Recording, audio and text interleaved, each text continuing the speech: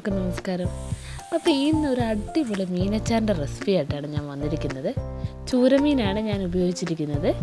അപ്പോൾ എങ്ങനെ നല്ല ടേസ്റ്റി ആയിട്ടുള്ള അച്ചാർ ഉണ്ടാക്കാമെന്ന് നമുക്ക് നോക്കാം.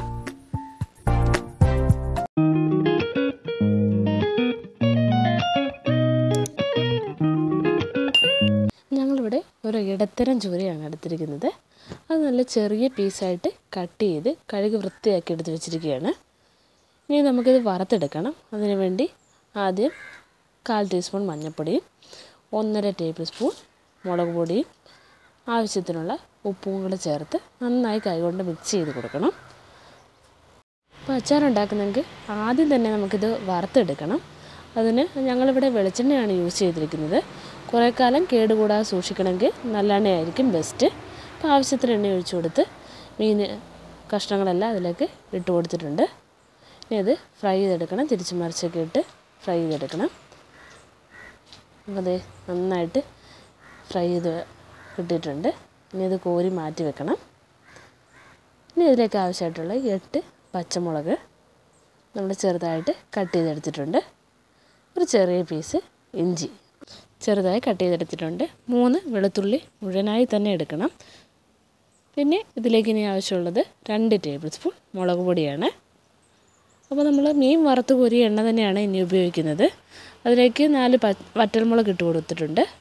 1/2 ടീസ്പൂൺ കടുകും പിന്നെ കറിവേപ്പിലയും. അതിനുശേഷം നമ്മൾ അരിഞ്ഞു വെച്ചിരിക്കുന്ന വെളുത്തുള്ളി ചേർത്ത് മിക്സ് ചെയ്ത് കൊടുക്കണം. ഇനി ഇഞ്ചി ഇട്ട് കൊടുക്കണം. ഇഞ്ചിയൊക്കെ നന്നായി വാടി വരുമ്പോൾ പച്ചമുളക് ചേർത്ത് കൊടുക്കുക. ഇതിൻ്റെയൊക്കെ സ്മെല്ല് മാറി വരുമ്പോൾ നമുക്ക് മുളക് പൊടി ചേർത്ത് കൊടുക്കാം. അപ്പം ലോ ഫ്ലെയിമിലിട്ടിട്ട് വേണം പൊടി ചേർത്ത് കൊടുക്കാൻ.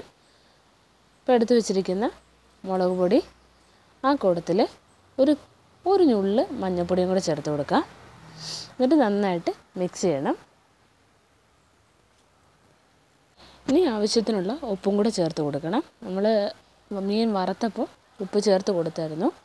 അതിനനുസരിച്ച് പാകത്തിനുള്ള ഉപ്പ് ചേർത്ത് കൊടുക്കാം. ഇനി ഇതിലേക്ക് വേണ്ടത് വിനാഗിരിയാണ്. ഞങ്ങളിവിടെ ആദ്യം 1/4 കപ്പ് വിനാഗിരിയാണ് ഒഴിച്ച് കൊടുക്കുന്നത്. കുറേശ്ശെ ഒഴിച്ച് മിക്സ് ചെയ്യാം. അപ്പോൾ പിന്നെ ഇനി ആവശ്യമുണ്ടെങ്കിൽ ഒഴിച്ച് കൊടുക്കാം. ഞങ്ങൾ കുറച്ചുകൂടെ ചേർത്ത് കൊടുത്തായിരുന്നു. മുളക് പൊടിയുടെയൊക്കെ ആ സ്മെല്ലൊക്കെ മാറി നന്നായിട്ട് എണ്ണയും മുരിഞ്ഞ് വന്നതിന് ശേഷമേ വിനാഗിരി ചേർത്ത് കൊടുക്കാവുള്ളൂ. അപ്പോൾ ഇത്രയേ ഉള്ളൂ നമ്മുടെ മീനച്ചാറിൻ്റെ റെസിപ്പി. നല്ല ടേസ്റ്റി ആയിട്ടുള്ള മീനച്ചാർ റെഡി ആയിട്ടുണ്ട്. ഇതുവരെ ഇത് ഉണ്ടാക്കി നോക്കിയിട്ടില്ലെങ്കിൽ എല്ലാവരും ഒന്ന് ട്രൈ ചെയ്ത് നോക്കണം. നല്ല ടേസ്റ്റാണ്. ഇന്നത്തെ വീഡിയോ എല്ലാവർക്കും ഇഷ്ടപ്പെട്ടെന്ന് വിചാരിക്കുന്നു. അപ്പോൾ വീഡിയോ ഇഷ്ടമായെങ്കിൽ ലൈക്ക് ചെയ്യണം, കമൻറ്റ് ചെയ്യണം.